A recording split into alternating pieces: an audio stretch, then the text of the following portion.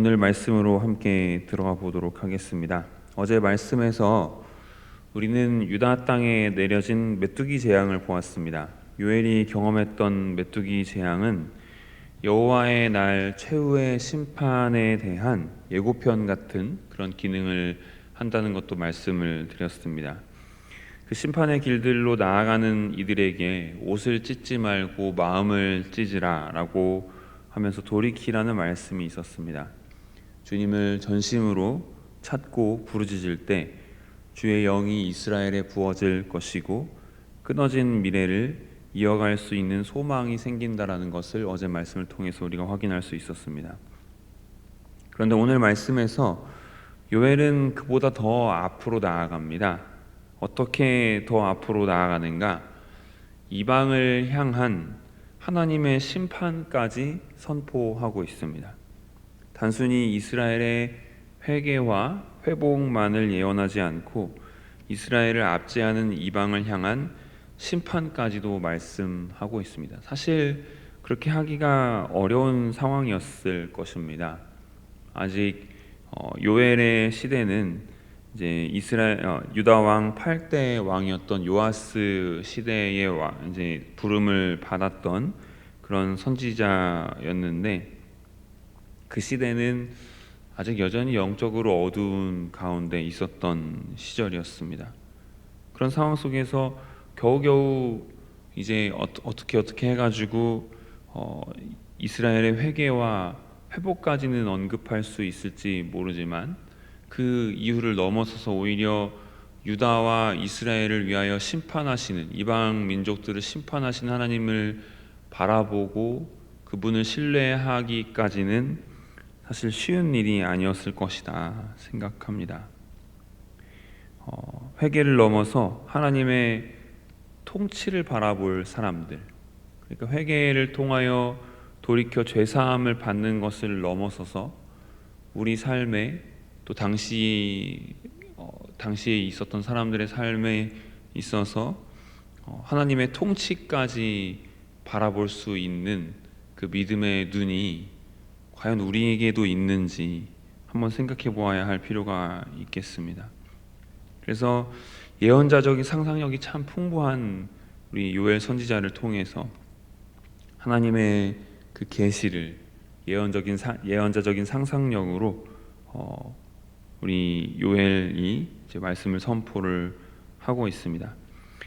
그 심판, 이방을 향한 심판을 어디서 하는가? 바로 여호사밧 골짜기에서 심판을 합니다. 2절 말씀에 나오고 있죠. 2절에 보시면 여호사밧 골짜기에 내려가서 거기에서 신문을 하도록 하는 장면이 나옵니다. 이 여호사밧은 우리 유다의 유명한 왕의 이름이기도 하지만 사실 거기서 유래한 지명이 아닙니다. 여호사밧이라고 하는 이 말 자체가 어떤 뜻을 가지고 있냐면 여호와의 심판이라는 뜻을 가지고 있는 단어입니다. 그런데 그 심판의 골짜기에서의 심판의 대상이 이스라엘이 아닙니다. 2절 다시 보시면 이스라엘을 위하여 만국을 심판하실 것이다 라고 말씀하고 있습니다.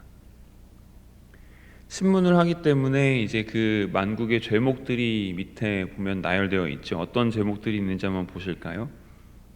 2절에 보시면 2절 하반절에 보시면 이스라엘을 나라들 가운데 흩어버리고 땅을 나누었던 죄. 3절에 보시면 이스라엘의 소년 소녀들을 팔아먹은 죄. 또 5절에 보시면 성전의 은과 금을 빼앗아 자기들의 신전으로 가져간 죄. 6절에 보시면 유다 족속들을 헬라 족속, 즉 그리스인들에게 팔아넘긴 죄가 이들에게 있어서 이들이 심판을 당하게 될 것이다 라고 하는 말입니다. 그러면 이방 민족들은 가만히 앉아서 심판을 당합니까? 그렇지 않죠. 먼저 힘겨루기를 합니다. 하지만 그 상황 속에서 선지자는 여호와의 완전한 승리를 확신하고 있습니다. 그걸 우리가 9절부터 13절 사이에서 살펴볼 수가 있는데요. 9절부터 13절 사이에 보시면 선지자가 이 이방 민족들을 힘겨루기를 할 그 장소, 즉 여호사밧 그 그 골짜기로 초대를 합니다. 이걸 마치 이렇게 상상을 해보았습니다. 메뚜기 떼를 불러 모으는 것과 비슷하다. 이 하나님 앞에서 심판을 당할, 한때는 이스라엘을 괴롭혔으나 결국 종래에는 하나님으로부터 심판을 당할 메뚜기 떼를 불러 모으는 것과 참 비슷하구나라는 생각을 했습니다. 그 이미지가 약간 겹쳐지더라고요. 9절 말씀 보시면 다 올라와라. 전쟁을 일으키기 위해 용사를 격려하고 병사들을 다 불러 모아봐라. 그렇게 말씀하고 있죠. 모든 병사들 다 오라는 거예요. 10절에 보시면은 보습을 쳐서 칼을 만들어라. 그렇게 이야기합니다. 보습은 농기구입니다. 농기구들은 무엇을 위해 필요한 도구입니까? 농사를 위해 필요한 도구이고, 농사를 왜 해야 됩니까? 생존을 위해 필요한 겁니다. 근데 그 보습을 쳐서 칼을 만들려고 말합니다. 그만큼 죽을 힘을 다해서 여호와께 한번 대항하는 전쟁을 해보라라는 거죠. 10절 하반절에 보시면 약한 자도 나는 강하다 할지어다 라고 하고 있는데, 그건 자기 암시를 한번 줘보라는 겁니다.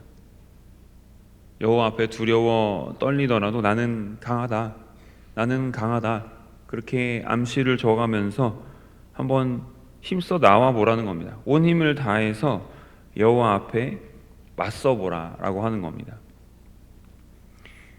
그리고 나서 11절에 또 말합니다. 사면의 민족들아 속히 와서 다 모여봐라. 그리고 나서 11절 하반절에 보시면 선지자의 짤막한 기도가 나옵니다. 여호와여 주의 용사들로 그리로 내려오게 하옵소서. 이 한마디의 기도 아주 중요한 기도입니다. 우리 다시 한번 이 부분만 같이 읽어볼까요? 시작. 여호와여 주의 용사들로 그리로 내려오게 하옵소서. 한 번 더 읽어볼까요?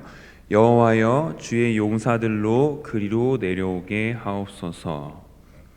요엘 선지자가 뭐가 대단한 사람이어서 주의 용사들을 내려올 수 있도록 한 것이 아닙니다.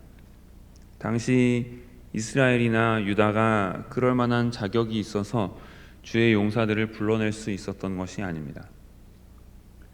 때로는 우리가 무슨 자격이 있어서 하나님 앞에 하나님께서 주시는 하늘로부터의 도우심을 우리가 구할 수 있는 그런 자격이 있는 것이 아닙니다. 단지 기억하는 것이죠. 하나님께서 은혜로우신 분이시고, 하나님께서 심판주 되시는 분이시고, 또 하나님께서 영광 받으시기에 합당하신 분이시며, 하나님만이 이 세상을 통치하시는 그런 분이시라는 것을 믿고 인정하는 자들이 비록 나는 힘이 없고 자격이 없지만 주님께 도움을 요청하는 겁니다. 여호와여 주의 용사들로 그리로 내려오게 하옵소서.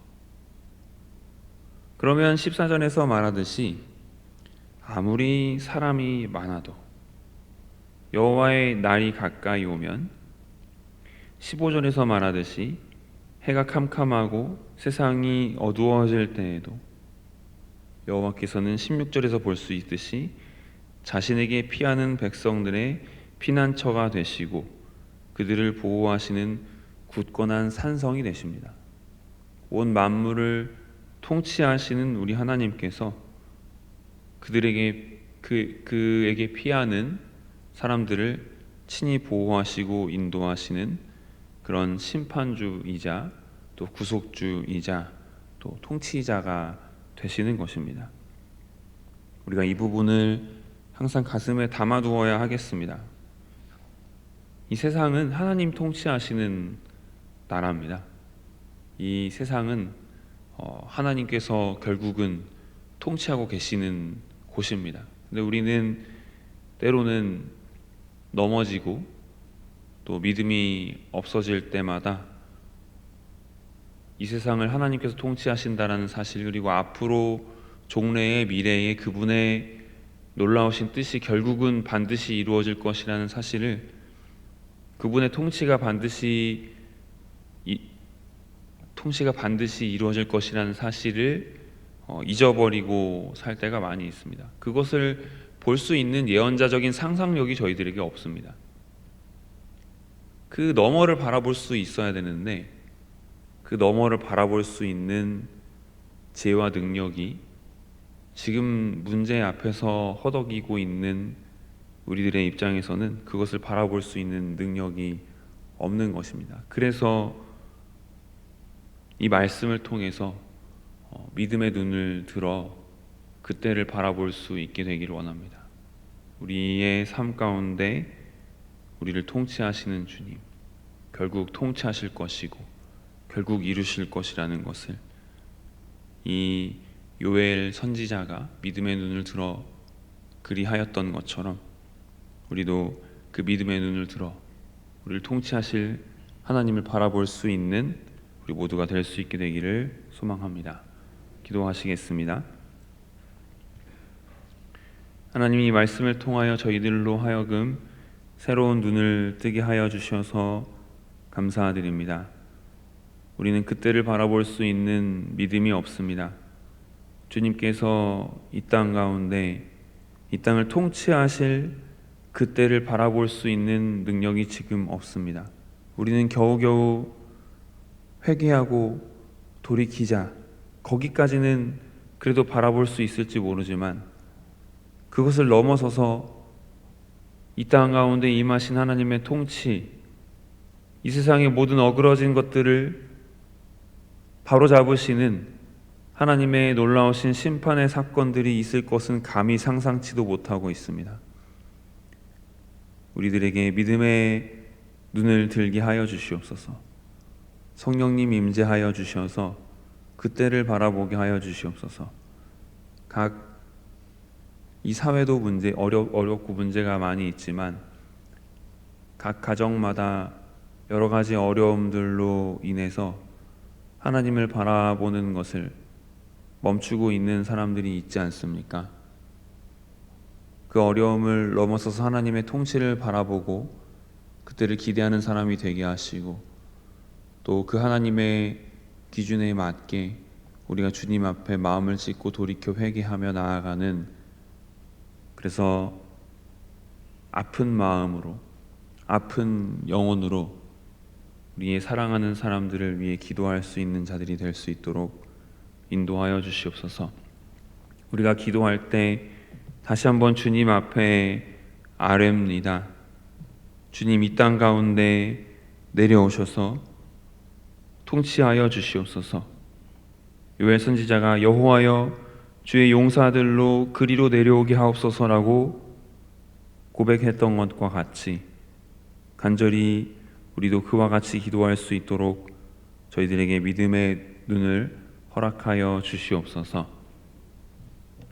계속해서 진행 중인 시니어 선교를 위해 기도드립니다. 오늘은 운젠 지역의 지옥 선교지를 방문하고 일부 여러 곳을 방문한 뒤에 저녁 비행기로 한국으로 돌아오게 됩니다.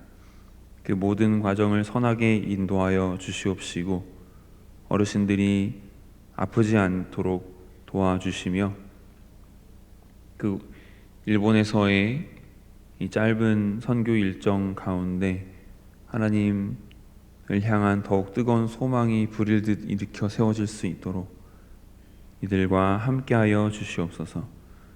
담임 목사님을 영육간에 강건케 붙잡아 주시고 이제 곧 앞두고 있는 하만나 기도회를 항상 가슴에 품고 기도하고 계시는 중에 있습니다. 이번에 전하게 될 소금과 빛에 관한 여러 말씀들을 토대로 목사님 어떻게 성도들에게 은혜를 끼쳐야 할지 항상 기도하며 부담감을 가지고 나아가고 계시는 중에 있습니다. 목사님과 함께하여 주시옵시고 그 말씀을 선포하시는 중에 준비하시는 중에 주님 은총을 더하여 주셔서 성령께서 우리 교회 가운데 하시고자 하시는 말씀이 하나도 땅에 떨어지지 아니하고 모두가 다 선포될 수 있도록 인도하여 주시옵소서. 또 주의 일에 헌신하는 목사님과 또 모든 교육자들의 삶과 가정을 지켜주시옵시고 아버지 주님 의지하여 자신에게 주어진 모든 사명을 끝까지 다할 수 있도록 인도하여 주시옵소서. 오늘도 드린 예물 가운데 주님 함께 하시고 모든 그 감사와 또 어떤 기도 제목을 가지고 주님 앞에 내온 그 기도 제목을 주여 연락하여 주시옵소서. 예수 그리스도 이름으로 기도드립니다. 아멘.